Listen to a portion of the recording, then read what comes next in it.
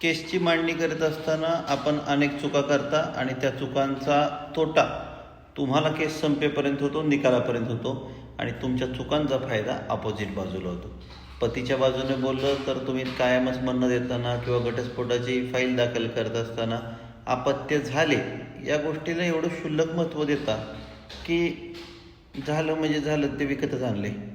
तर गरोदर राहिली, कधी राहिली, तेव्हापासून तुम्ही तिची काय काळजी घेतली, कोणता दवाखाना केला, या गोष्टी त्यामध्ये प्रामुख्याने आल्या पाहिजेत. आणि त्यामध्ये तिनं कसा काही वातावरण खराब केलं, छळ केला असेल तेही आलं पाहिजे.